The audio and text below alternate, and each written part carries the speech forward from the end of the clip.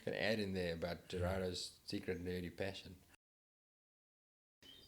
Are you going to chop that? I can, dude. Good evening, ladies and gentlemen. This is Gerardo Poli. And this, oh, sorry. Okay.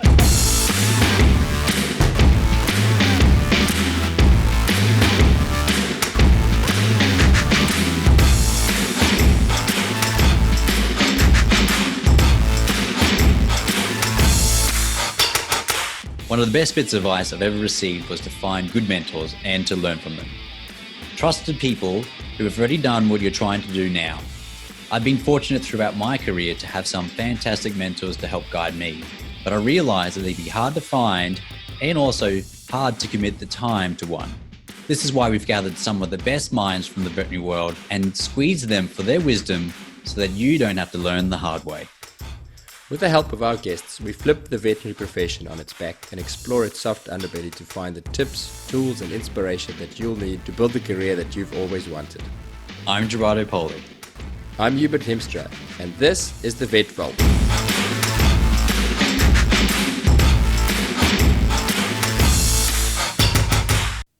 One of our criteria for selecting guests here at the Vet Vault is to find people from across varied and interesting parts of our profession to showcase all doors that can open to you with your veterinary degree. Well, today's guest is the poster boy for veterinary career diversity. Dr. Guy Weerasinghe has covered more ground in the veterinary profession than many of us will do in a lifetime. He's been a dairy vet in New Zealand, a small animal shelter vet for the RSPCA. He's worked in government doing field surveillance and policy, and has spent time in general small animal practice. During this time, he gained a master's degree in Veterinary Public Health and then became a diplomate of the American College of Veterinary Preventative Medicine. In other words, he is a certified veterinary public health specialist. While he was doing all of this, he co-funded an online employment agency, served as the president of Australian Veterinarians in Public Health, was a branch president for Australian Veterinary Association, co-authored the AVA's official position statement on climate change, and became a regular speaker at a range of global conferences on the subjects of zoonoses and preventative medicine. A career like that does not go unnoticed, and Guy was elected as the World Small Animal Veterinary Association's Young Veterinarian of the Year for 2018. He's currently a veterinary officer with the Northern Australian Quarantine Strategy under the Department of Agriculture. In other words, he is a veterinary public health government vet. And to top off a big decade, he became a dad about 18 months ago. And all of this in less than 10 years. As you can imagine, we had a lot to talk about. Join us to hear about how to take off your blinkers to be able to see all the opportunities that are out there for vets, about how to recognize your limitations and identify your skills, and about the joy of dealing with clients even when they don't like you. Guy also tells us about the pathway into the career in veterinary public health and, of course, what life as a government vet is like, and much, much more. Please enjoy Dr. Guy Weerasinghe. That's good because I don't know if I could say his last name. I hope I said it right. I said Weerasinghe. Guy, welcome to the podcast. G'day, how are we going? It's been a long time coming. We've been trying to set this up for quite a while, so I'm super excited to finally get to talk to you.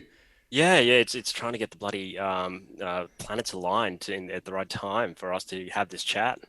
Absolutely. It took quite a lot of convincing, actually. I think when he found out that I was on the podcast as well, that he was like, "Oh, not that guy." See him at conferences and we went through uni together, kind of. Yeah, that's right. The Guy, you've had such a varied and interesting career in a less than a 10-year span. So I'm a bit like a kid in a candy store. So much to talk about.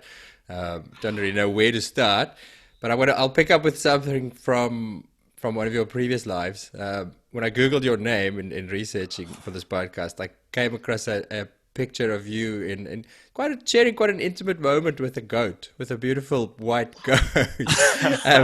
Can you please tell us a little bit about Dora the goat? Okay, so Dora Goat, basically, I was working at the RSPCA in Sydney.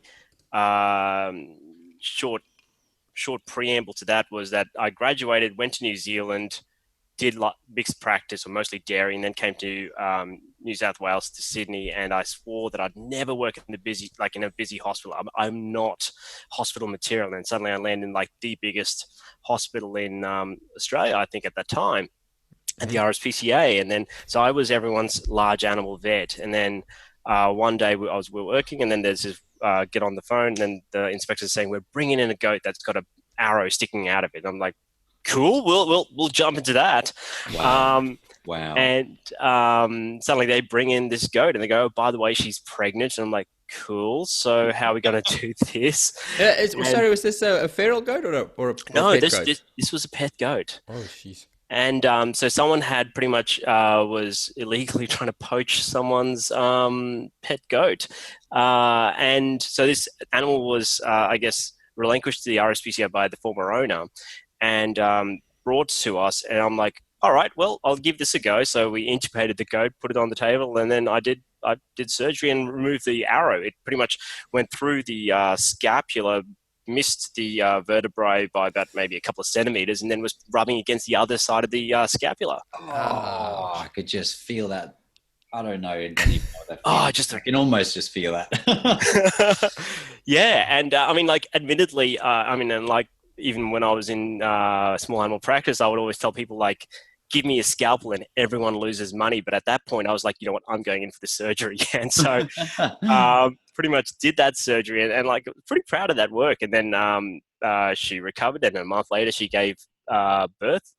And, next thing I know, I've got articles on the Daily Telegraph and appearing on Weekend Today, Weekend, one of those national. So you guys made it onto TV. You and your yeah. Made it onto TV. With Dora the Goat, like you have Dora the Goat. I had Dora the Goat. I think I had Boots the Kid as well. Boots the Kid.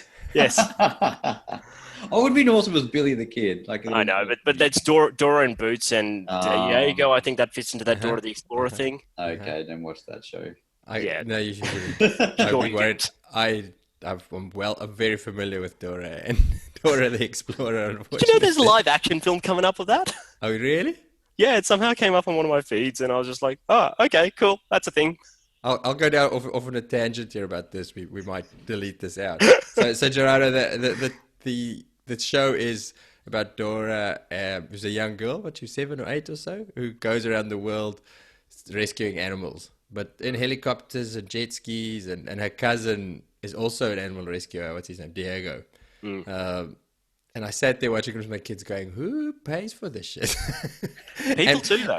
No. I mean, for these rescues, if you the reality of the situation, you have these 2 sub-10-year-olds who have helicopters and all these resources to rescue all these animals. I'm just thinking, who's funding this? See, it's not like Thunderbirds. Thunderbirds, they had like a philanthropist who paid for them. But in this situation, so no. I came on. I think I figured it out. It's drug money. Dora and her cousin. The chopper to like drop stuff off. It's all a ruse. Dora and her cousin are mules. They're drug mules. They have uncles. Bit of funding from the Shining Light and a few other groups. Exactly. That's exactly. Oh, that's hilarious. I would never have picked you going into that area. It's like, what are they doing? Some kind of like drug money. I was just like, no. Deep dive. All right. Anyway, let's segue back into. Actually, you said something, Guy, that was quite intriguing there, and I'm sure someone else would have picked it up as well. Someone listening, but you said give you a scalpel and everyone loses money. What does that mean? I am not a surgeon. I just do not consider myself in any way. Like even when I was going through vet school, I was just like, nah, do not want to be a surgeon. Would rely more on the people who are around me who are keen on surgery to sort of guide me along, which am I allowed to cut this? And like, do not touch that. Do not touch that. I'm like, okay, I'll go above. Go above the ligature. And I just found that it just wasn't my jam. And I threw myself into the deep end. Yes, Dora was one of those success stories where it went really well, but other stories I was like, I'd be slaving away trying to like hour and a half trying to do a dog spay. And I'm just like, nah, this is not for me. So when I was with the RSPCA, I just said, look, just get me doing consulting. So I'd like sometimes consult from like 8:30 till like 8 p.m., 8:30 in the morning till 8 p.m. And that was my happy place. Wow. And even with my when I was in companion animal practice, I'd just do consults all day. And like Wow. I'd then have like people like if some days like I'd be sick and someone would have to jump into my shift and they'd just be like, "No, we can't handle that. That's just too much." And I'm like, you know what? That's my jam. I prefer that. Scalpels and dentals just not my fix. I love it. I love it that you've kind of you found that particular area or niche or of not necessarily niche, but a particular area that where you excel in. And how did that feel to get to the point? What was that journey like to get to the point where you're like, I'm going to drop the scalpel and focus just on my medicine and stuff? Oh, I think I feel like I knew that from early on, Mm. and ironically, the reason why I got into vet school, apart from wanting to obviously be a vet and everything else, I like went through a science degree, did honors, and then worked in a research lab where I was doing surgery on rats. For a preclinical drug research group, and I genuinely enjoyed doing that. And then suddenly now I get to the end of vet school, I'm like, yeah, no, don't want to be a surgeon. And Mm. so I found that I really enjoy just making connections with clients and just having those conversations with people and really getting into that whole investigation side of things, thinking myself as like a Batman with a white lab coat. And I really enjoyed that side of things. And I think that to me, that's just one of those niche areas of veterinary science that I feel like that was one of my areas. Mm. It's a skill, the consulting thing, isn't it? There are vets who really excel at that. Were Mm. you, if you say you enjoy those client interactions, um, have you always enjoyed it, or is it something that you picked up or learned or had to work on, or did it just come naturally to you? It came naturally to me. Does that sound arrogant? Probably does, but that's like No. to me. I just genuinely enjoyed those building those relationships with new people who came through the door, as well as maintaining those relationships. I I don't know. I sort of operated with the rule that everyone at any point in any consult would have to laugh in the consult. So I'd try and make them laugh, even if it was a euthanasia. We would try and make sure that everyone sort of had a laugh of some sort. Hmm. And kind of enjoyed that. Like it's kind of like I'm a really bad stand-up comedian. Like I have absolutely no skill in it, but I enjoy trying lines in that situation. Yeah, I read a quote by you. I can't remember where I found it, that you said you enjoy stand-up comedy, and some of the skills Mm, that they use you think are quite applicable in consulting and yeah. in meetings and stuff like that. Are there specific skills that you mean, or that you think you can use, or that people could learn?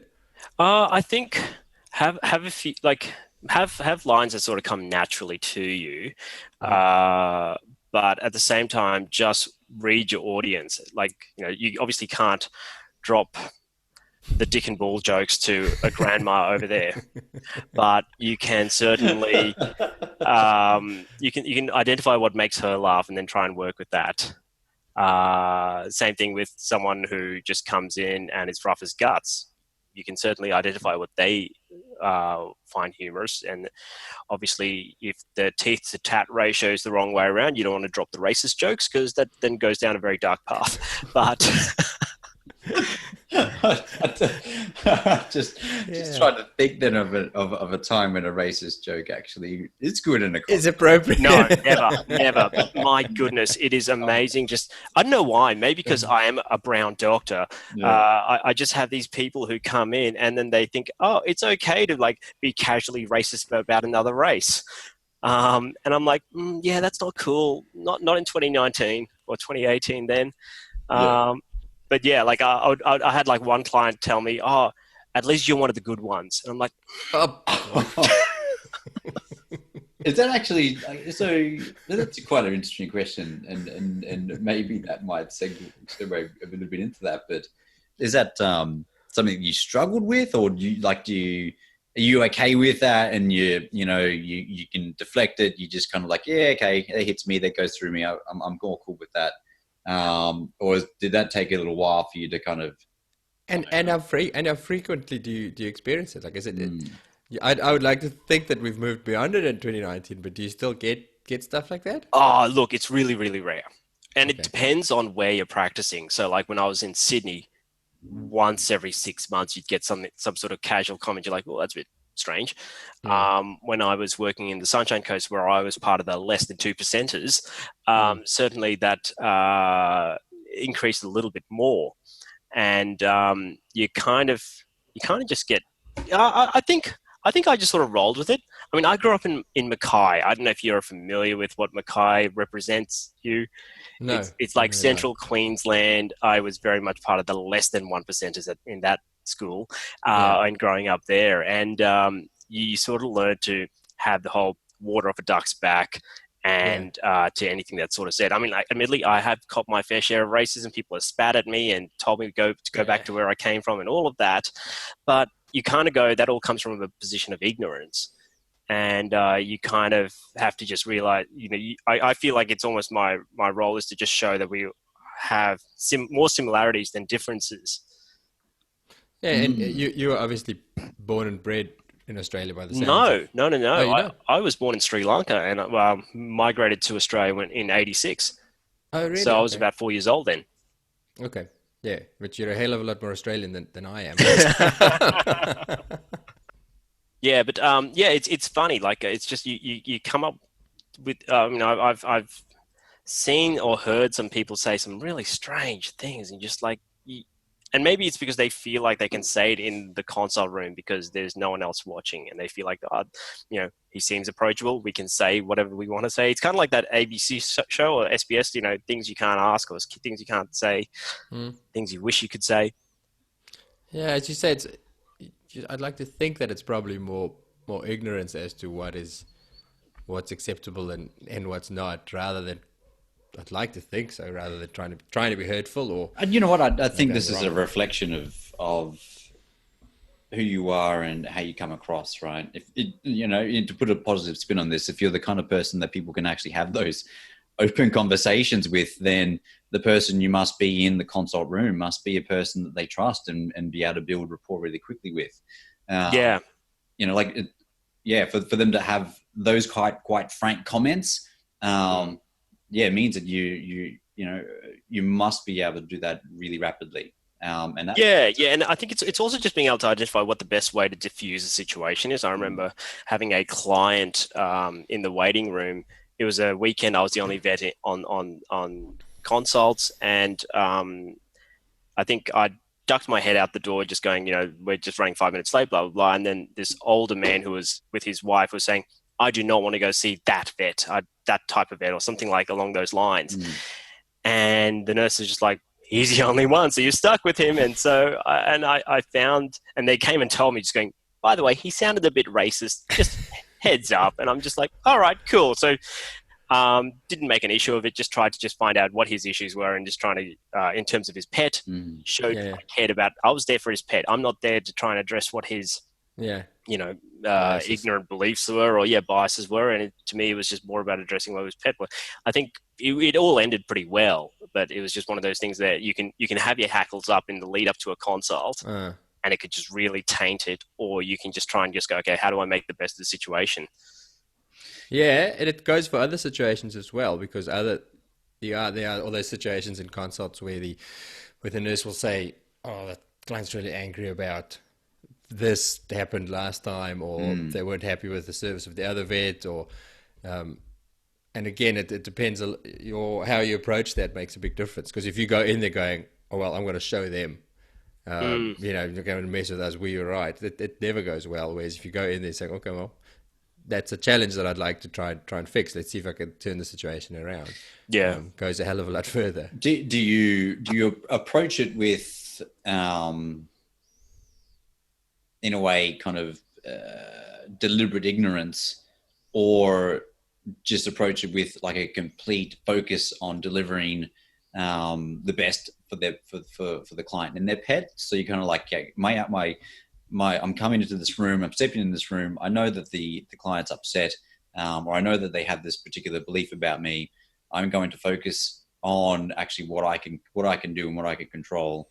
That I think having that end goal, that you're there, like they came to you or they came to your clinic for assistance with their pet for some reason. whether it's a problem or a vaccination or whatever else, they've come to you. And so your end goal is to make sure that they walk out the door just feeling as though they've received the best service. Having that prior knowledge of what's happened before certainly does help, because then you could try and weave it in. Like, I mean, the really bad example is, but like, I probably haven't done it this bluntly, but like, oh, I heard that, Fluffy was in here last week, and how'd that go? And then sort of raise it up and sort of try and diffuse the situation at that point.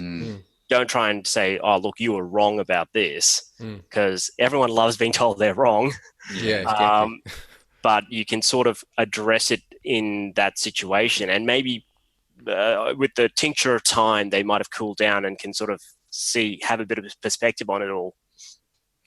Well, I suppose that the opening question there, which was, what you're doing is bringing it up in a way where they can then have their ability to have their say and speak their thoughts, right? Which is the vast majority of the times when complaints occur, allowing them to speak is the first and foremost most important thing. And without judgment, in a way, it's kind of really understanding what it is that they're saying.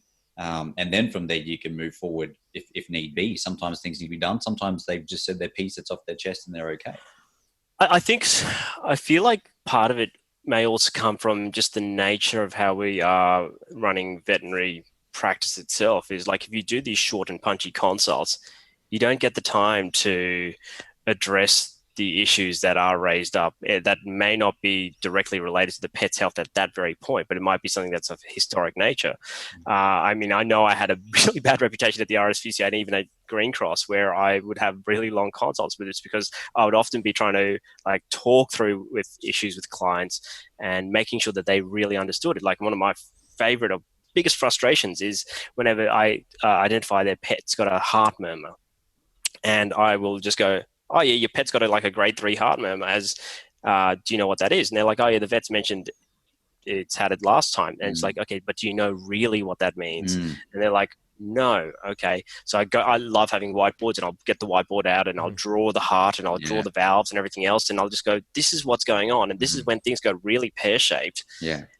And to me, I feel like that's something we kind of let ourselves down because we need to get through those consults really fast. We don't get the time to explain issues or science to people. It's hard to demonstrate value there when what you're doing or is trying to get in and out. So, well, it's interesting. As an emergency service, or myself as a veterinarian in an emergency service, we do have time pressures. But then at least one of my strategies is not necessarily to speed up the consult, but then to do multiple consults, but allow them time to think in between. So I'll start a consult, have a discussion with them, and then I'll have a segue, which is like, hey, look, like they need to think about something. So sitting there waiting with them, I'll go, hey, look, there's a patient that's come in now. You don't mind if I triage? And I'll go in there, start that conversation, and then prime the idea that actually, look, I have another consult that I'm partway through. So I just want to make sure everything's all right with you and Fluffy. If you give me a rundown as to why you're here today, then they can talk, and then I can make sure they're okay. Then I go back into the next one or into the previous one and see where they're at, and then go through that way rather than going, hey, you got 15 minutes. Yeah. What do you want to do now? Yeah, that's the tough thing about emergencies. You obviously it's all time critical, and I guess that's why I've always just when it comes to clinical practice, I just always enjoyed the standard GP level of practice, because you just have that time to. And I genuinely enjoy teaching, and that's what I feel like we do at that level. You teach your clients. I'm not a fan of handouts. Like handouts are fine, but not everyone learns through reading. Oh, how many? I agree with you on the handout things. How many people read it? I read it out with them at just just like right, word for word. Right. Just as I read it out, and it's like I just want to make sure you understand. Blah, blah, blah, blah. It's like it's And I always feel like whenever we vets write things, we write things for vets. Like I look at some of the Facebook posts I see, like from veterinary clinics, and I just go, the person who wrote that social media post wrote it for a vet, not for a client. And I half wonder if we do ourselves an injustice because we think we're communicating only to vets. Yeah. I think the problem there is that we forget how much you know. Yeah. You literally forget that those words that you're using you didn't know before you started studying veterinary science. and you think that everybody just knows it. Yeah. The back to the consult and the speed of consult thing. My 2 cents with that is rebooking stuff. So I do emergency as well, and if I pick something up that requires time but that's not urgent there and then, just being honest with the client and saying, look, your animal has a heart murmur. I need a bit more time with this than I can give you now. Fluffy deserves more time. Now's not the right time. Please book it in tomorrow that time for a half-hour consult. We need to talk through it and discuss it. That's my, and that's a good strategy. That's a really good strategy that I think, especially any up and comers can utilize. Is the fact that you do have the option for rebookings. I think it's a little bit harder in emergency practice when you're just pure emergency. Yeah. But you send it to the day practice, and people love that line about, look, I want to give you a decent amount of time for this. I don't want to rush it. Yeah. So please. Well, it's honest truth. You actually don't want to rush it, right? Yeah, exactly. Building on what you were saying, or adding one little piece that I use. When I'm in a consult and there's presumed knowledge, right? They know there's a heart murmur there. So you're like, okay, it's been covered before. Sometimes I ask them, like, you don't mind actually letting me know what your understanding of actually a heart murmur is. So then what happens is then they go, oh, I got to regurgitate something. And then they go, actually, I'm not too sure. But sometimes they're all over it. And it's like, cool. Okay, that's exactly what I was going to say. Let's move on here or something. So... and often you do ask that, and often I'll also ask, like, does anyone have a science background? Is anyone a doctor before I start sounding like a real idiot? and like, you occasionally I'll get the hand up, just going, yeah, I'm a pediatrician. I'm like, all right, you know all about this. Okay. Do you need me to explain anything further? Can you explain it to your partner? Because they're giving the medications. That's right. Yeah, that's what you're paid for. No. Guy, earlier on, you said that when you're at the point of graduation, or when you're younger or just about to graduate, you swore that you'd never work in a big small animal hospital because you're not hospital material. You sound like pretty good hospital material to me. Why did you feel that way, or why do you feel that way? What about it what about the idea of it didn't you like? I think it's something that I've just learned over time as I've gotten older. Is I'm very task orientated. I hate having multiple wheels spinning at the same time. Like, I like dealing with what's there in front of me at that point. And I found when I was going through vet school, I found it very stressful to have, like, you've got multiple things going on in the ICU while also juggling clients. And I found it much more enjoyable when I was in the GP side of things. So yeah, that's why I definitely felt like the hospital environment wasn't for me. Okay, so it wasn't an aversion to smallies as such. It was more the big busy. Okay. Yeah, and I mean, admittedly, but I always felt like I was going to be a public health vet even from like week one of vet school. Really? I knew that was my jam. Like, I sat through this one lecture about like Hendra and Nipah virus and Ebola, and I was just like, that's the jam. That's the stuff that I want to be involved with. That fascinates me. Sorry, Joe, you go.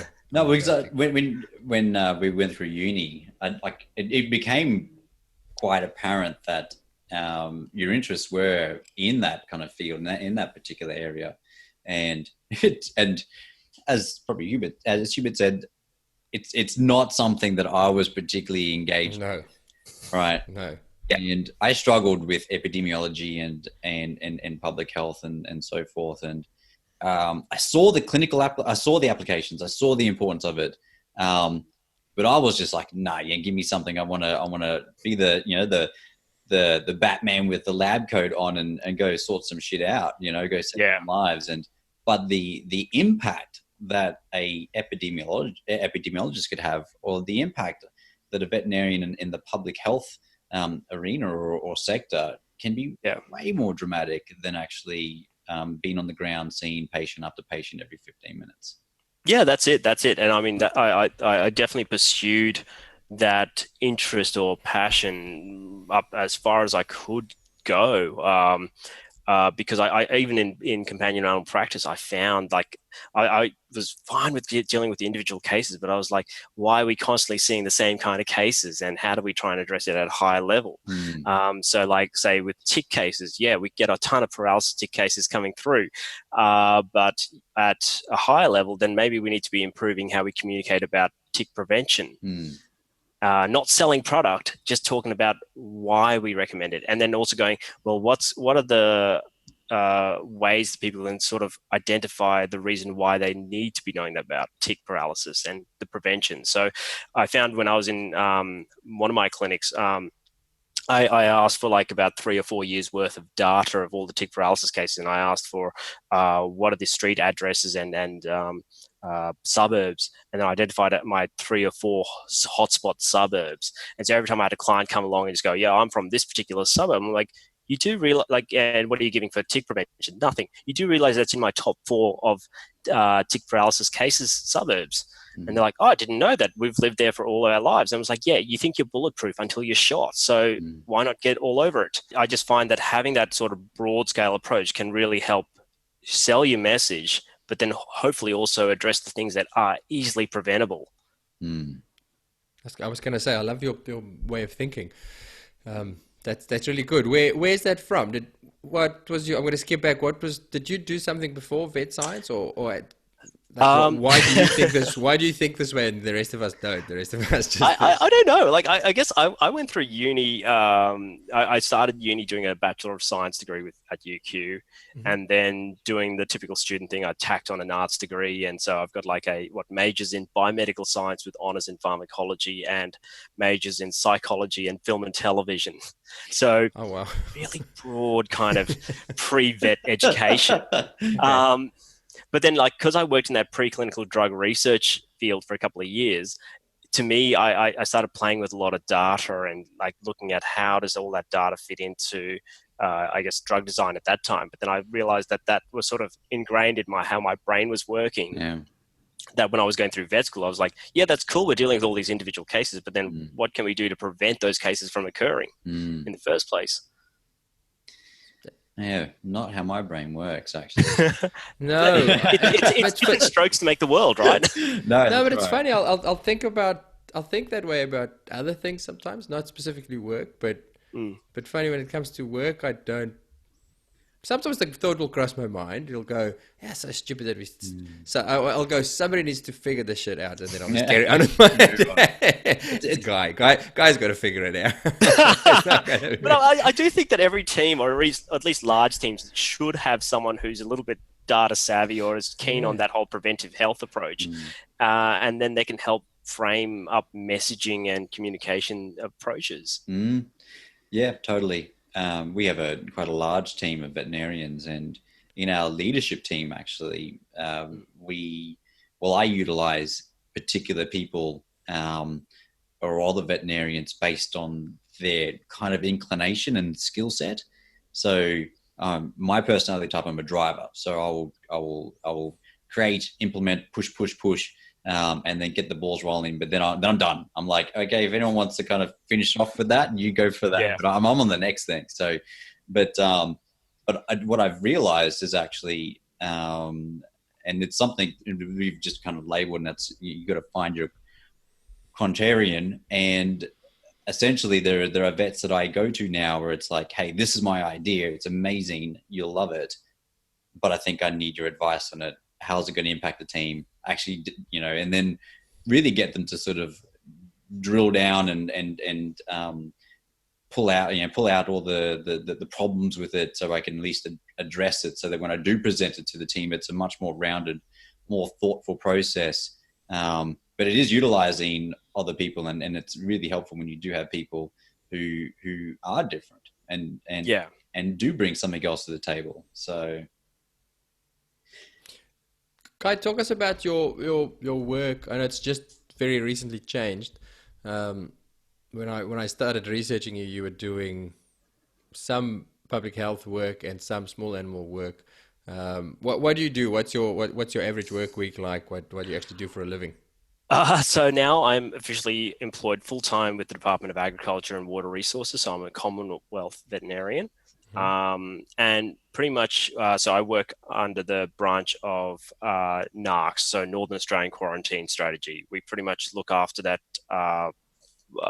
coastline between Broome and Cairns, including the Torres Strait. So that's about 10,000 k's of coastline. It's like a multidisciplinary team, includes like entomologists, plant botanists, and pathologists, and obviously veterinarians. And we work with our community liaison officers and work with the Indigenous ranger groups and look out for like diseases coming into the country.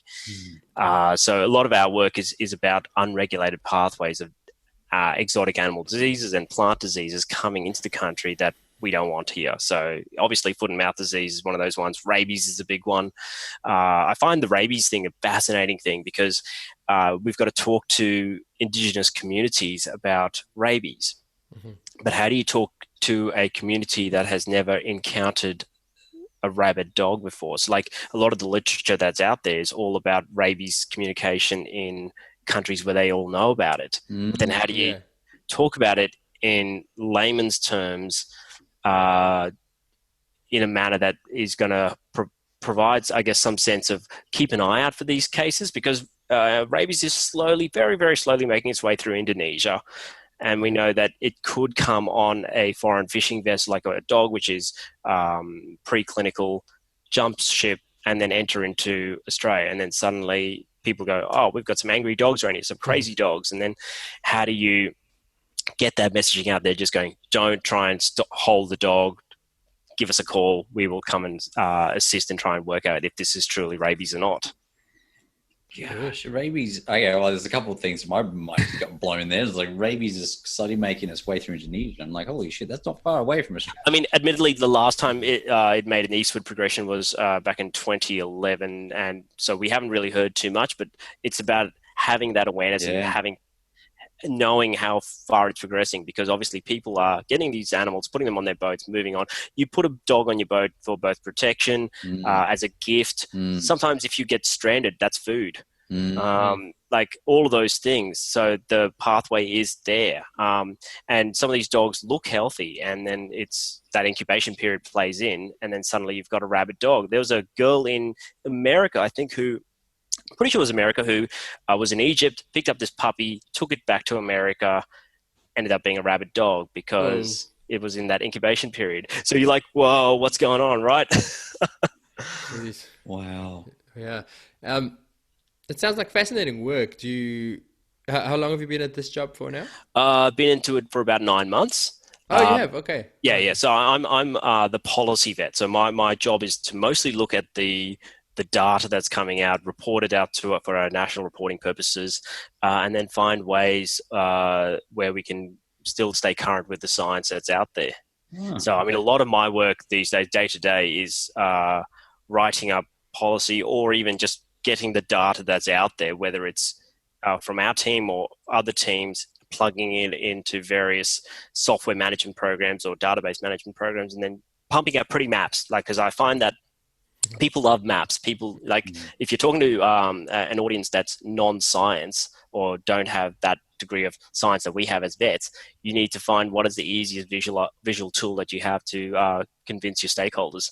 And so I'm discovering how to play with various software packages like Power BI, and at some point I need to learn R, which is probably not the kind of stuff your listeners want to listen to, but it is something that I have to do at some point. I feel like the universe is telling me this. Oh, but I think what you're sharing there is like a career pathway, right? Which is not your typical career pathway. And your whole story at the moment is kind of, don't like surgery, like medicine, and then, didn't want to work in a big hospital. Now you're working in government, and then you're working on something that I wouldn't even know really existed. So I think it's highlighting here that actually, like, just the diverse, I suppose the options that are available as a veterinarian. Oh, bloody oath, yeah. And I think that's something which I definitely noticed in vet school was because I definitely knew my pathway was going down public health, or public practice as I call it now, and trying to figure out what my career path would be to get to where I want to be. Mm. But I found that I had a lot of other people going through vet school around me who had just like had the blinkers on, only wanting to think about clinical practice, and that was it. And I don't know, for me, I just thought that you miss out on appreciating the breadth of where you can go with this profession. So let's say we've got younger vets than me, because so new grads or students, and they're listening to this and going, "Oh, yeah, all right, that's interesting." So, two questions: sell your career path to somebody who has the clinical practice blinkers on. What's cool about your career, and B, what do you do to take that career? What does the journey look like to get into that path with a veteran degree? Okay, so what would I tell young grads? I mean, like anyone who's going or even semi-considering public practice, I would say go into clinical practice and learn your strengths. So for me, I definitely found my strength was in communication, and I really enjoyed obviously that consult aspect, and I found it helped me hone my skills in being able to explain complex situations to lay audiences. And then I've gone down the pathway of where I've gotten to it. And I think that that's something that's really important for anyone who even has a skerrit of a belief that they're ever going to government. But in terms of anyone who's got those blinkers on and wanting just purely to do that, I would always say that I guess you don't know what the future holds for you. And you don't know where you're going to end up. I've got like people who've come into government who have gone and done their memberships in small animal medicine and then suddenly have found themselves in government. I've had people who have owned practices for 20 years and then suddenly found themselves in government.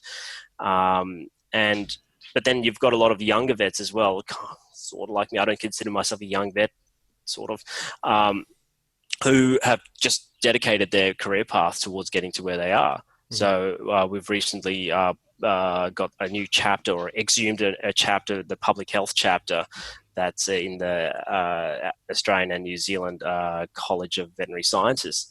And so that's out there. So that's a pathway that people can, after a few years of practice or work, can now start honing their skills and sitting in membership exams.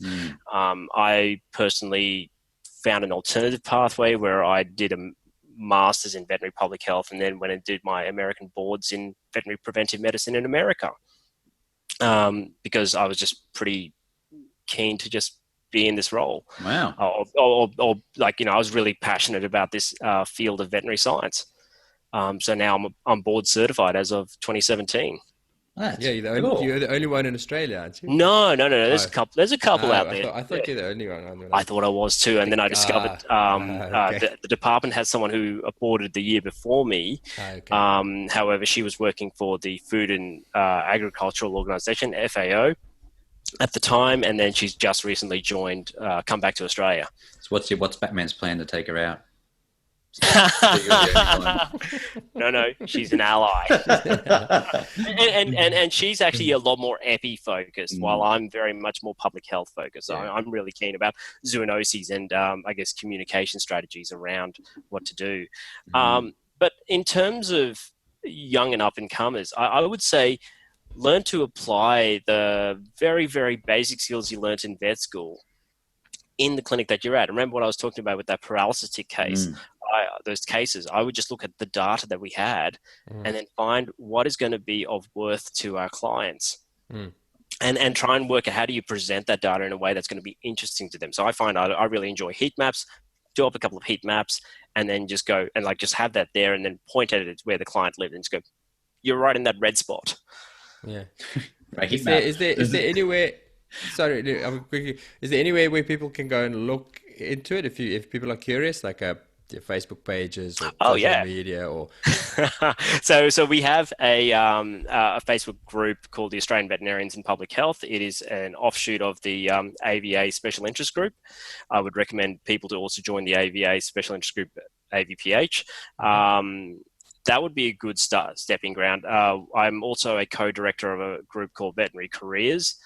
So you can go to veterinarycareers.com.au and you can check out I guess one of the things that we do is we hunt around globally for alternative to clinical role veterinary roles.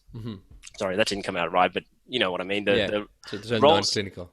Yeah, non-clinical roles, and we would put them on the website so people it's actually visible, because what you often find is that the people who are who work in HR who are promoting these jobs don't know how to talk to veterinarians. They just know how to talk in HR world. And so they're promoting it through what they think everyone's going to, but they don't realize that the clinicians or the vets who should be looking at these ads are looking elsewhere. Yeah. Gee? Do you want to say so? I interrupted you earlier. No, I was just like, what does a layperson's heat map look like? And I just imagined a screenshot of my screen, and I got a pen, and I was just like inking dots on. It's just like, I show this heat map, and they're like, did you just draw on a Google Map image? I'm like, no. No. But it's just, finding what are the simple tools that are out there, and there are plenty out there. Yes, using Google Maps, and you could go with if depending on how much your nurses love you, or your practice manager, just like get a highlighter and just go over the top of it. Do not do that. I'm going to come back to your website, guys. So you're the director. Did you start? Are you one of the founders of that? Did you start it up? Yeah. So basically, it was well, the original brainchild of Emma Haslam, or Emma Davis, and she was the one who came up with this idea, and then she got a couple of us to come on board as directors, and I think the website's just had a recent facelift. And so Emma's trying to just keep that machine going, and also trying to explore the world of veterinary coaching as well.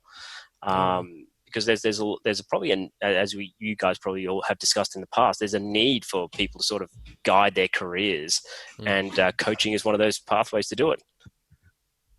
Yeah, absolutely. It's a great site. I had a browse through it the other day, and I must admit it gave me itchy feet looking at all those jobs. Like, oh, there's a lot of interesting stuff out there. Well, that's the thing which I think people don't realize, is that when you start looking, there's tons of career options that are out there. And I guess it's one of my pet frustrations when people say, "Oh, I'm leaving the profession because I can't see an option for me in clinical practice." And I'm like, guys, there's so much more out there. Emma's, I've met Emma actually a couple of times, and we did coaching together. So, and I do totally believe that coaching can help just develop. I mean, when you're stuck and you feel like you have no options, you think, I should be able to figure this out by myself. But actually having someone who's skilled at coaching can work you through the most impossible problem that you have, and then develop a path of moving forward, and then help you actually be accountable towards the path and decisions that you make. So like I myself actually at a stage had 2 coaches, and I got one at the moment who is assisting me in the rollout of a couple of projects. And honestly, it's the best thing. We don't talk about everyday kind of things. It's kind of, what do we need to get you on track? You know, what are you stuck on? Why are you stuck there? Who do you need to speak to? What do you need to do? And just helps move you forward. And it helps, I suppose, add a different perspective, or gets you to consider a different perspective. Your career might be actually more enjoyable than you think it is, when viewed from a different way. So, Yeah, well, Usain Bolt didn't get to where he was just on his own. No. That's a very good point. Your coach, Gerardo, are they vet specific or just general business coach? No, one is a performance coach, because I consider myself as a professional, veterinary professional, but also consider myself as almost like a performance athlete. I view that, I think my belief is that every veterinarian should consider themselves as veterinary professionals, and they should do everything they can to, upskill, develop. And that's not just clinical, that's mental health, that's, focus, whatever it is that where you feel like as if you are not achieving, or not achieving the goals you set out to do. That's where coaching come in handy. And my second coach is actually a public speaker / behavior / mentalist coach. So helping assist with some projects which are more personal related. So I can't do the things I do I definitely couldn't do the things that I do now if it wasn't for the assistance of coaches. So, yeah. No, totally agree. Totally agree. It's a great attitude, that continuous learning. I think many of us, and certainly myself included, at least as a new graduate, you go, okay, well, I've got my degree, I'm done. I'm a complete picture. Let's take on the world, and I'm finished learning. And I think I was guilty of that for a long time. But that's not a great attitude. That's not going to get you anywhere. I mean, I went through during my science degree through science with a lot of I guess people who ended up in medicine. And I while I was going through vet school, I saw these guys coming out of medicine and just going, wow, you guys are still studying. And I guess that's what we are also having to do as veterinarians. And I guess I've always just thought it came with the territory. For you to be a good, like I always tell, and like I remember hearing, I said, Gordon from Double Bay Vets, he came and spoke to the final year vet students, and he just said, by the time you guys graduate, you're going to be the smartest vets at that point in time, because you know what the latest stuff is. Anyone who's in my vintage has forgotten all the latest stuff, and you've got like it's a lot of hard work to try and keep up with it all. And you've just and the problem is we end up putting ourselves down these niche areas, and you forget everything else. Yeah. I mean, how would you feel, Gerardo, if someone came to you with a horse with colic? Oh, see, I'm completely happy with the things that I don't know, and I've tackled that demon of wanting and believing that I should know everything. Yeah. But I think that the non-clinical aspect of your job often gets forgotten. Oh, bloody oath, yeah. And I think when you go through vet school, you kind of grumble about having to learn all of these soft skills, and you're just like, that's not what vets are. And you're like, ultimately, to be a successful veterinarian, hell, to be even a good veterinarian, you need to have all those soft skills behind you. Totally. That's why we're doing this podcast. I thought we were just going to start bashing anti-vaxxers.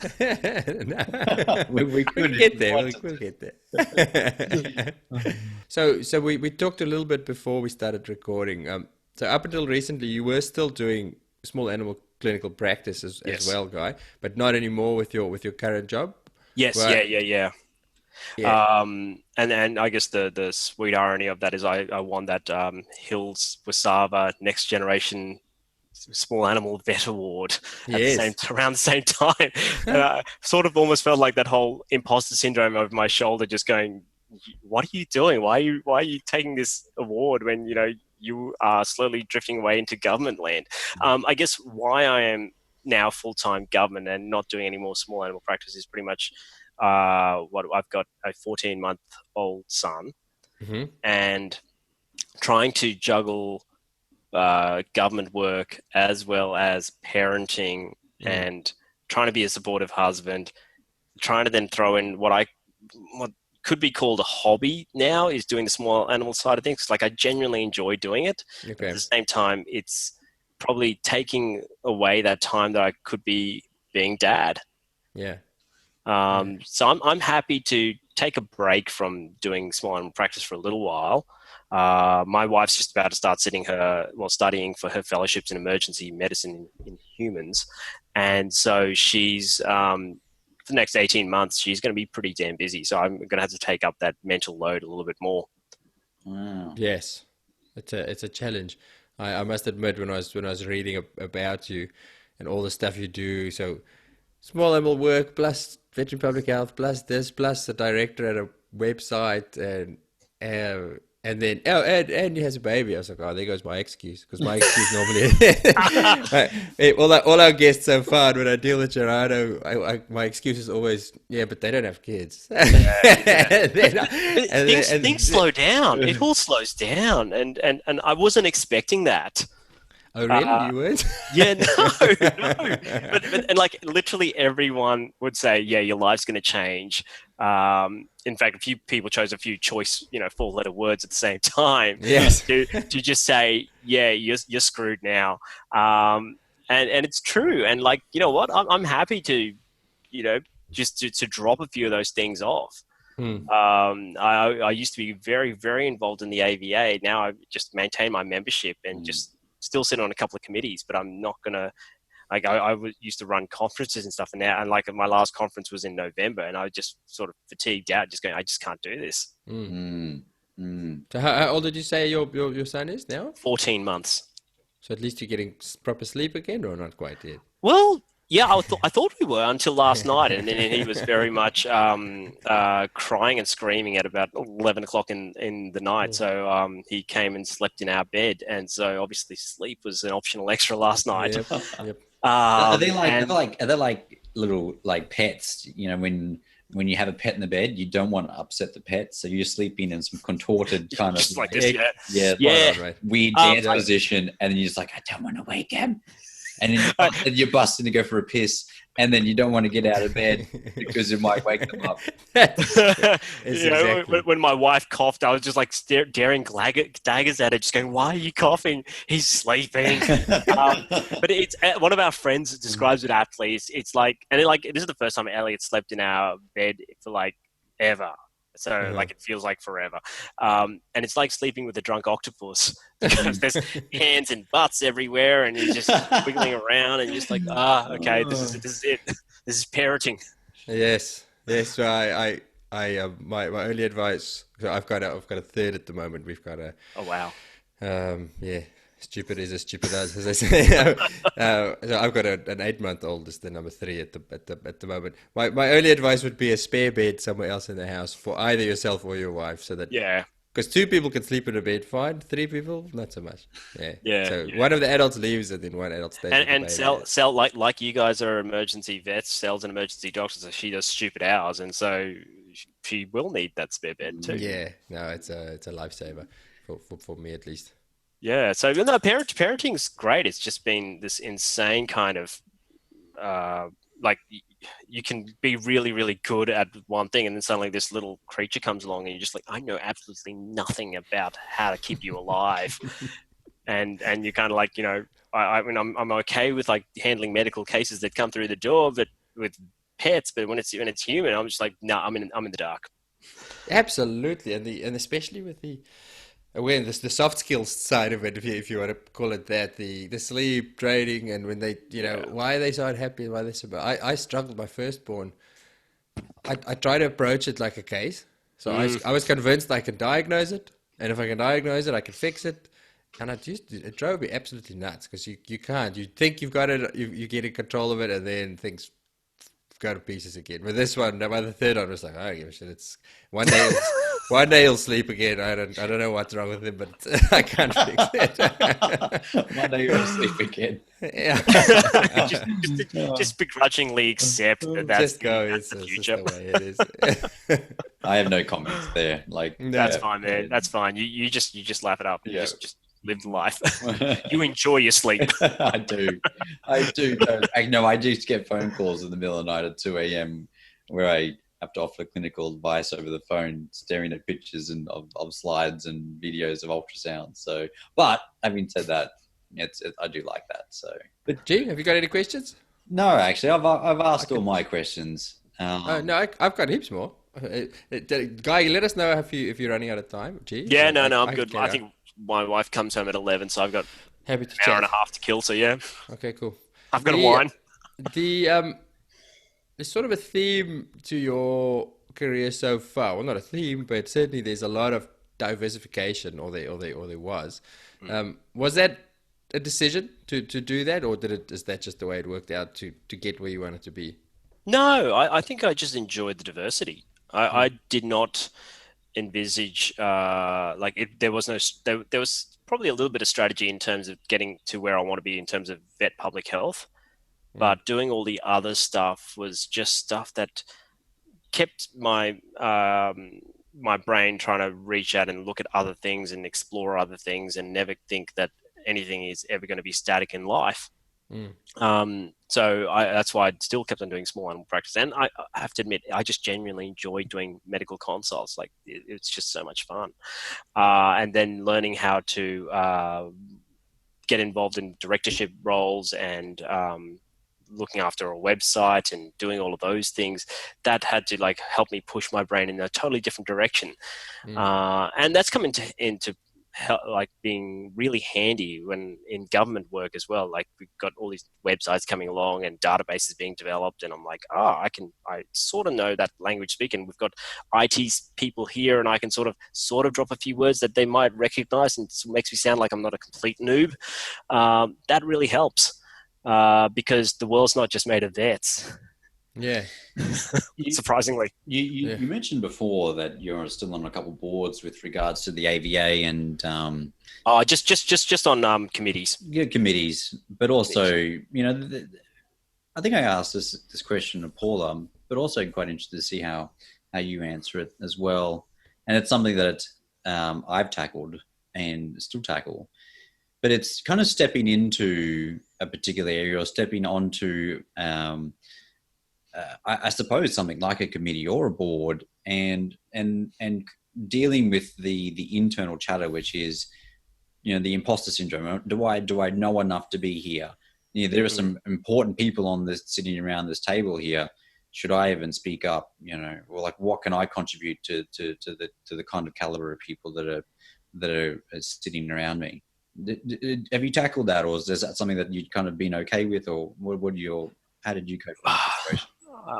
It's a mixture of two things. So like I feel like because I came into vet school as a mature age student, kind of like a stinky cheese, I had this. I was totally fine with asking questions in class, right? So I was that annoying mature age student, but I didn't do the whole turnaround instead, just going, some of us are here to learn. Yeah. But I still felt it was fine to just ask questions because probably someone else in that room was also thinking the same thing. And then I discovered that I had this voice that for some reason people sort of listened to it. So I was like, okay, let's try and direct this in a more useful manner. The other part of it is, I always feel like I've got the imposter syndrome every time I step into a meeting, every time I step into a committee meeting or a policy council meeting. When I went and pitched why the AVA should have a position statement on climate change, I felt like the biggest imposter sitting in there because I was just like, all these big names in the veterinary profession in Australia sitting around here, and here's me who's like, I think that was 2015, so I was only like 4 years out of vet school, just coming along, just going, you guys need to take climate change seriously, and this is why. And the following year we got it ratified into AVA policy and positions. Nice. So I think it's what I always tell myself is that often you're invited to be there. So someone else has thought you have a valuable insight to provide. So don't let your own inner demons sort of get in the way and prevent your voice from being heard. Obviously, I always wait for someone to just go, stand down, you don't need to say anymore, you've said enough. And sometimes that has happened.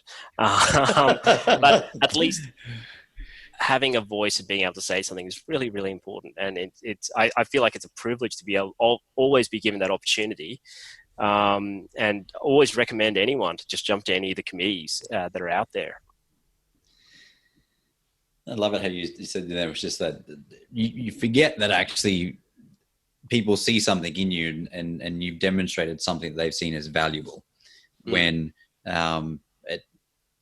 often what it is it's your inner demons, your inner thoughts saying that you're not capable, you don't know enough. How can you? And I half wonder if do you reckon it's our negative biases that we carry? Like we it's almost like we have a preference for negative bias. And I always think about it like in terms of, you have a busy day of consults, you have all these great consults, and then you have one shitty consult, and that's all you remember the entire day. Yeah. You can have some amazing puppy consults and all of those other things, and you like help diagnose things in pets, but you have one shitty consult, one bad client, and then suddenly your entire day's ruined. Like it's crazy how that demon creeps up and really impacts on your day. I think my thought on this is that it's around protection, preservation. There's not so much there is value in remembering the good things, right? But there's always lessons to be learned so that you don't have to experience that thing again. So you dwell on the bad so that you can develop strategies on how to stop that from happening again. And it just becomes the thing that you do. It's and when you're stepping into something which is beyond something new, or stepping up into a position, then your brain's telling you don't do this because it's protecting. It's a self-preservation. It doesn't want you to feel embarrassed, because remember the last time you felt embarrassed, everyone laughed at you. It's kind of stopping you, and it's literally just you got to learn how to don't listen to the inner demons. I don't think there's power in suppressing them. I think what you suppress, what you resist, persists. It's a matter of just letting it flow past. And then there's something cool that I've been trying recently, and it's part of acceptance theory, and that is just thanking your brain. Thanks, brain. That was helpful, right? You don't not in a sarcastic way. No, thanks, you stupid piece of shit. Yeah, but it's like, thank you, and you just thank you, and then you let it go, because if you fight it, suppress it, then it comes back bigger and harder later. So in other words, thanking it for trying to take care of you. I'm not in all seriousness now. You go, okay, thanks for looking out for me. Thanks for looking at me. I understand what you're trying to do, but thanks. Yeah. I'm gonna ignore that bit of advice. Yeah, you're good.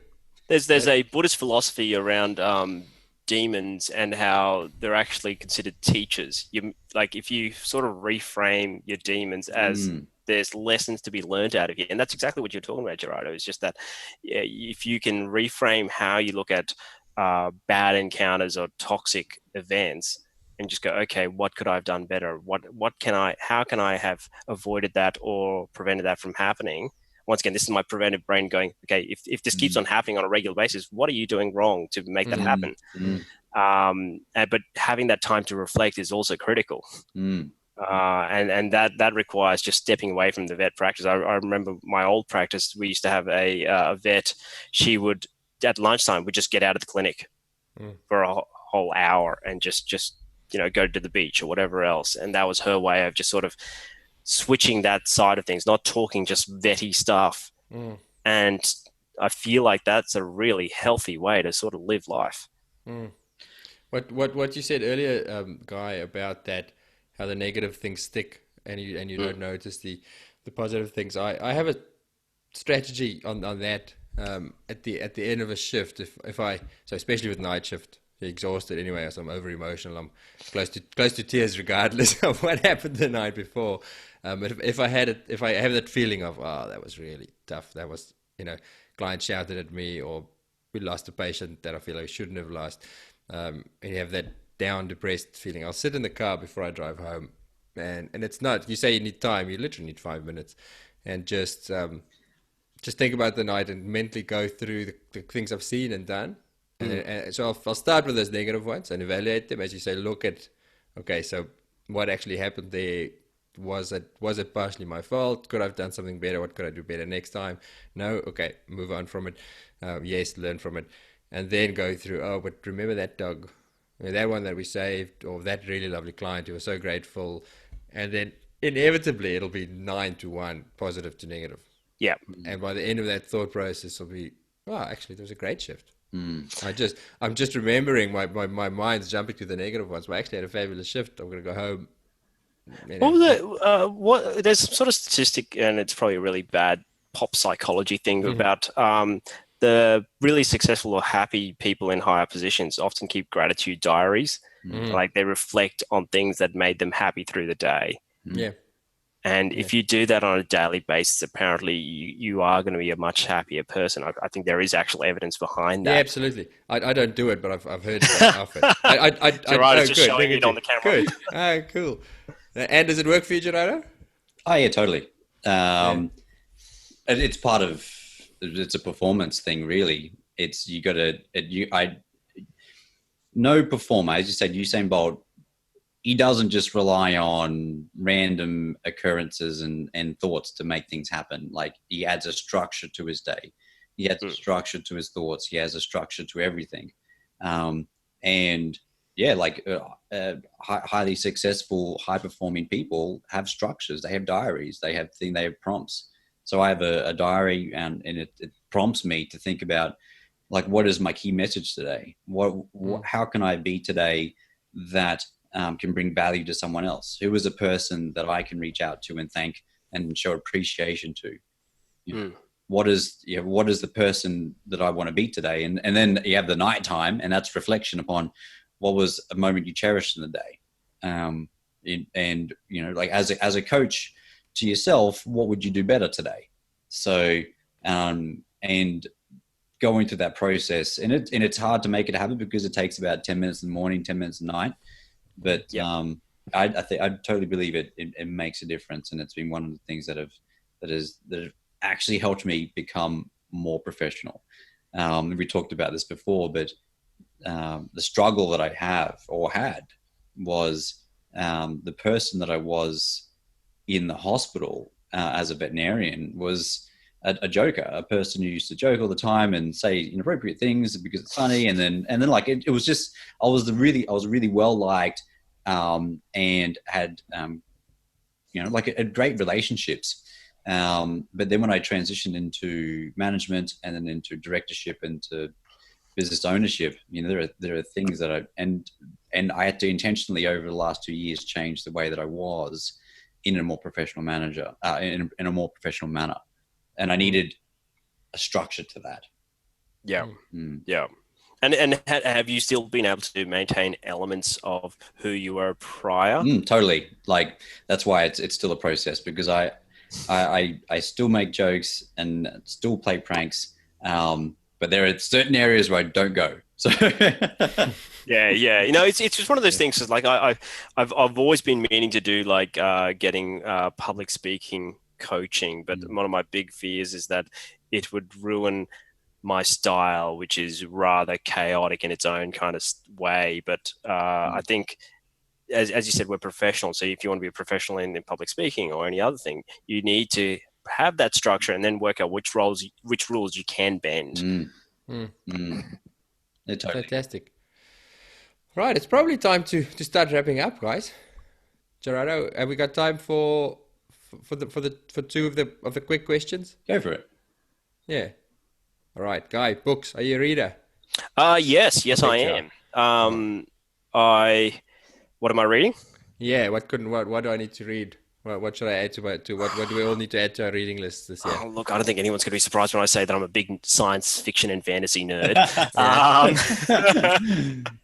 So, I don't know, are you familiar with any of the sci-fi fantasy novels out there? Not really. I used to read a hell of a lot of sci-fi. So okay. Did you ever read any of Raymond E. Feist novels, Magician and all of that? Yeah, I actually own like the whole entire series or something. Yeah. So like I remember reading the first book when I was like 14, moved up to Mackay. My parents had split up, really struggled with all things fantasy. And then this librarian, I was just like, I really can't stand Tolkien. It's just all too lofty language. And she's like, dense. Read this book. Yeah. So she grabbed The Magician, gave it to me and read it. And I think I completed it within like a week or two. Yeah. And so to me, it's always had this very pivotal moment in my life. And then like I read the series and then obviously got into vet school, stopped reading it. And then the last book came out in 2013, right? Yeah. Magician's End. Yeah. And then I only just finally read the last book maybe a couple of weeks ago. And I had this like almost the sense of mourning of just going, just like 20 books of the series. It's like longer than Game of Thrones. Yeah. That's it. And then, but then like, it's been such a pivotal part of my life since I was like 13. Now I'm coming up to 37. So, 23 years of just reading this one series and just going, holy cow, that's like been such a big part of my life. Then they're not the world's most well-written books. Like there's some things that sort of fall apart near the end, but you know what? It's still. I guess it's amazing what the value you can put into those books and how much of an impact they have had on your upbringing. And I used to read the Discworld novel series. Like I love Terry Pratchett and all his work. Yeah. So I kind of went through that. The 5 stages of grief after finishing that last book, just going, what am I going to read now? And then like someone who's been dumped and then going onto Tinder, trying to find, the quickest thing. And so trying like going onto my phone and just going, what are the next novel series that I need to be reading? Okay, Rebound. what's my Rebound series, right? Yeah, Rebound. So I'm reading like the Lies of Locke Lamora. I read that one. That one. Yeah, I like that.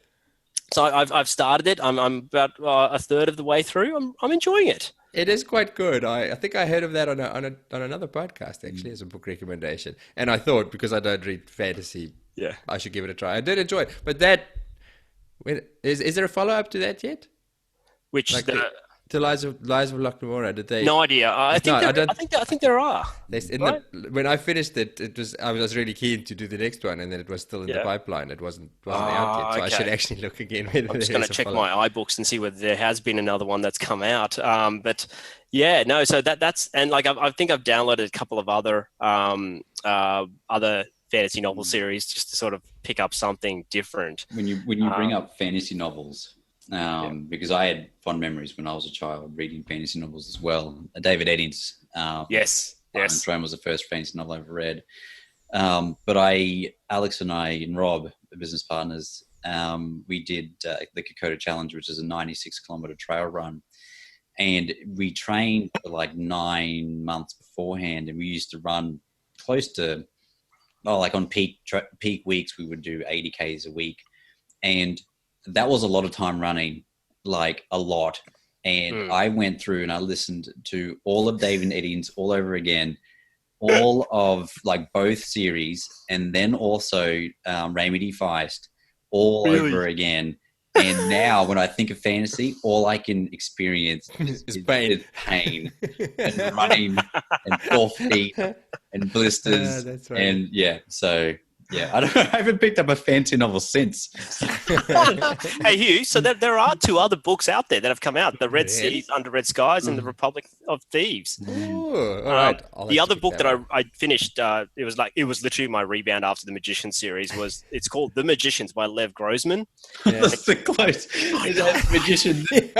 Really? It's like dating the girl with the same name, right? Like your ex, right? It's so weird. But The Magicians is meant to be like Harry Potter for adults. Oh. Okay.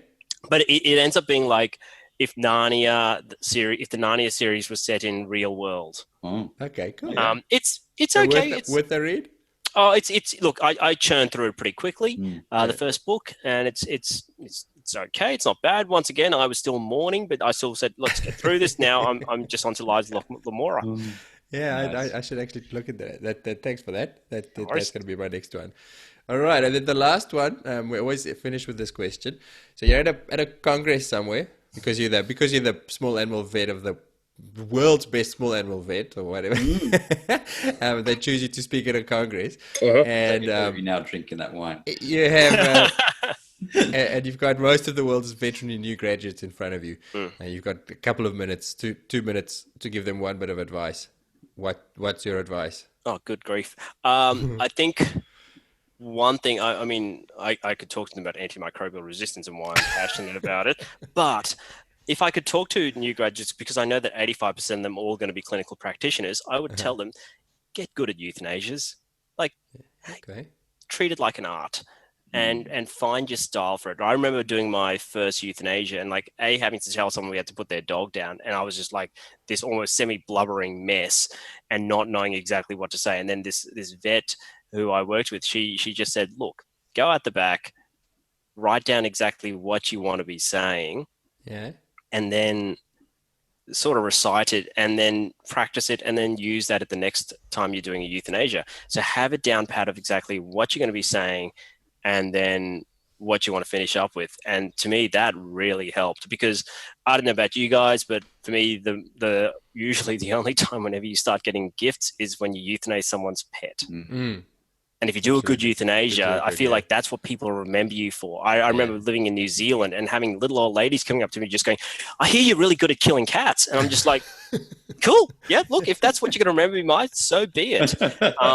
And so I would tell people about how we're using an anesthetic overdose and it's going to go up into the brain. The brain goes to sleep and the rest of the body follows through. And you might see a few things here and there and sort of explain that out. And then I always tell the client, I always line the animal up with a cannula and a line, and I go cuddle Fluffy because Fluffy's going to freak out if it's anyone else but you. Be there and then start giving it. Sometimes if I have a very generous practice owner, I line up the cannula line with leftover alfaxine and follow that through with a chaser of lethabarb, and then just sort of be there with the client, know when to step out of the room, allow them to mourn their pet, and then walk them out. Like that's their life that you're often holding. Like for a lot of, like, especially a lot of little old ladies, is that their pet that you're holding is their child, and so you treat that body as you would one of your own. And then I often will say, look, go home, don't dwell on exactly how we got to this situation right here, right now. Think about all the years you've had with Fluffy. Pour yourself a cup of tea or something stronger. And then just think about the good times. And then often you do a follow-up call later on down the track. And I feel like if there's anything, and like every time I've had a new grad come through or a student come through, that's the one thing I always stress to them is be good at euthanasia. Find your own style. Don't try and imitate what I do, but just find the style that works for you and just go with that. And just be authentic with what you do. Yeah. Great stuff. Oh, I don't know if that's a 2-minute spiel in front of Congress, but I love this question. I every time somebody gives an answer, I go, yeah, that is the thing. That is the one. The one thing. It's so good, and it's such diverse answers. It's just like the whole podcast. I love all the diverse people that we get to meet. I'm going to ask you guys a question. What podcasts are you guys listening to? Gerardo, you go. I listen to a lot of performance podcasts. Performance, okay. Performance and leadership. So how can I improve me in the areas where I struggle? Not necessarily clinical at this stage. I feel okay with my clinical. I am involved with clinical training, so I keep up to date that way. But I always think there's room to improve and improve efficiency and productivity, not through working more, but through working faster, sometimes more, like actually working with more focus, and also actually deciding what's important. So names. Yeah. Let's chat more names. More now. Well, it's Brendan Burchard is the world leading performance coach. I listen to a lot of his stuff. He actually has a really good podcast called HPX. That's HPX, and he picks the best of other podcasts. So, and it's a really broad one. It's not just all about performance, but it's about mind, body, health. So it's actually been really good because it helps diversify what I listen to. And in there is all leadership and building teams. And one of my most important roles is developing teams. So because if I want to move on to bigger and better things, then I need to make sure that there's someone there who can do my job better than what I can do. Yeah. Anything else you recommend? Tony Robbins stuff's really good, but HPX is in Brendan Burchard is the stuff that actually I think has made the biggest bang for the buck. So cool. You? I'm a big fan of Tim Ferriss, just because again it's quite diverse. It'll be. So are you familiar with his stuff? So I feel like someone's recommended his work to me before. Yeah, so he just interviews again high performers or very successful people, but that's from all fields. So maybe anything from. I really like it. He quite often will speak to writers. So you mentioned the disc build Terry Pratchett recently. So the most recent episode was with. Oh man, I'm gonna forget. But with an author who actually wrote. Neil Gaiman. Yes, because I saw Neil Gaiman shared Tim Ferriss's podcast with him. Yes. So Neil, you should listen to that if you're into. Right. So he talks about Terry quite a lot. About when they work together, and so that's really good. And so I like Tim Ferriss. I like his stuff. The Hardcore History series. If you haven't come across that, that's spectacular. That's hours and hours of podcasts. But seriously, I listen when I drive to work. I've got quite a long commute. They're 3-4 hour episodes, and I can't wait for the next one. That's really spectacular. Look, I listen. I'm a bit of a podcast addict. So those are probably two of my most regular favorites. Recent ones, I recently discovered the Paris Review. That's just the Paris Review is writing. It's back from the 1940s or 50s or something. It's interviews with authors about how they write and their writing style, and then reading excerpts of their writing. So that's when I'm feeling more creative and less management minded. Yeah, that's probably enough for now. But no, I'm constantly on the search for new and good podcasts. Have you got any? Oh, look, I'm a podcast fiend. The ones I just, for me, it's a lot of comedian podcasts. Like I said, I gain inspiration from how these guys are able to take certain concepts, weave it into a story, and then win people over. Some of them bomb spectacularly, and others do it reasonably well. So, like, I'm a big fan of a lot of Will Anderson's podcasts. So, Willosophy, he does TOEFOP, and who else? Sorry, that's that was literally me pressing the wrong podcast. Yeah. I'm big fan of the Little Dum Dum Club. Now, it is not for everyone. I'm putting that out there now. There's lots of F-bombs. There's lots of C-bombs. It's just bananas. But you know what? I love it because we sort of live in this very constrained world of language you can use, and these guys just don't give a rat's, and they just let loose at each other. They get comedians on. It's pretty much just them ripping on each other. Okay. And I generally enjoy that. That to me is just a stress reliever. The offshoot of that one was Fitbet. So are you guys familiar with Dilruk Jayasinghe? He won the Logie for Best New Comer last year. And he's currently at the Melbourne International Comedy Festival. He pretty much, him and this buddy, Ben Lomas, they're sitting around 120 kilos each. And it's pretty much their journey to try and lose that weight. And the premise is that it's whoever can get under 100 kilos gets $1,000. Oh, yeah. Oh, cool. And the journey sort of evolves from there, and it's more about the mental health journey that occurs along the way.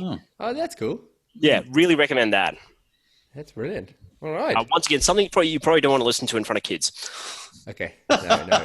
My podcasting is me time. That's what I mean, like, I listen to This American Life and all of that stuff, and various sciencey podcasts, but they're the ones that I genuinely enjoy and look forward to on a regular basis. Yeah, it's a spectacular medium. Yeah. Podcasts I love it. A research and homework. So yeah. My zone out time is actually watching YouTube StarCraft videos. So all right, the Korean videos. Korean. They are professional computer game players, and it's okay. So this is a nerdy aside, but when we were going through vet school, me and two other buddies, we just played StarCraft, like the original StarCraft. Like we would come LAN our computers up and then just play that, and that's how much we're into it. And then on I think in sometime in final year, we made a bet with one of our buddies, Rob Wilkinson. I don't know if you've ever met him. He's got a big old beard, usually would wear sunglasses in class, and you're just like, what's going on with you, buddy?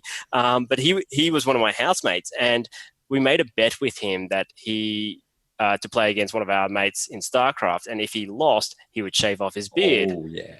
So, and like we were pretty okay, but Rob was very much all over StarCraft, and so we had a Korean classmate going through vet school, and so we asked, we go, Min-Q, how good are you at StarCraft? He's like, I'm all right.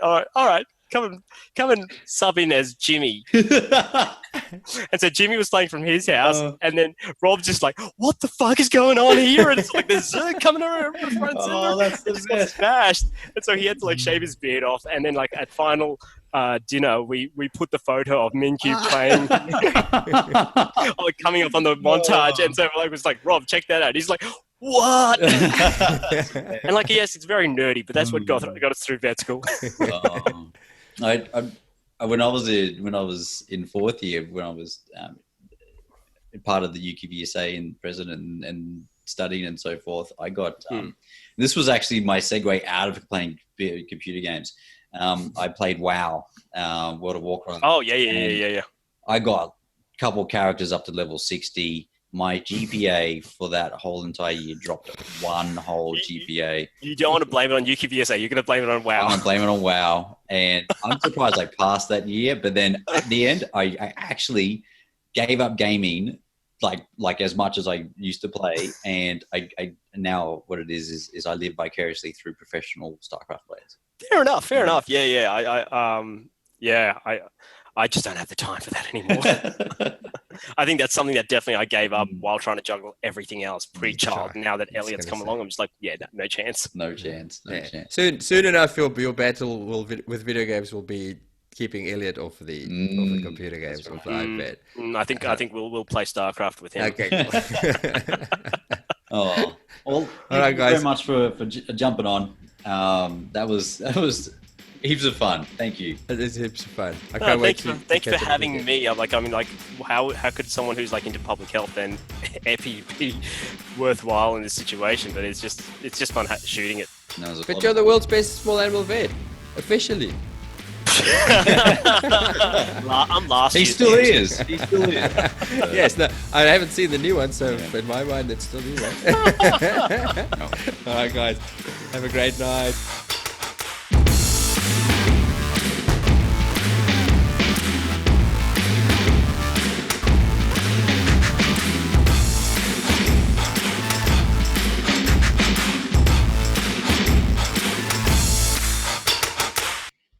Relationship with smallies. It's not creepy at all, eh?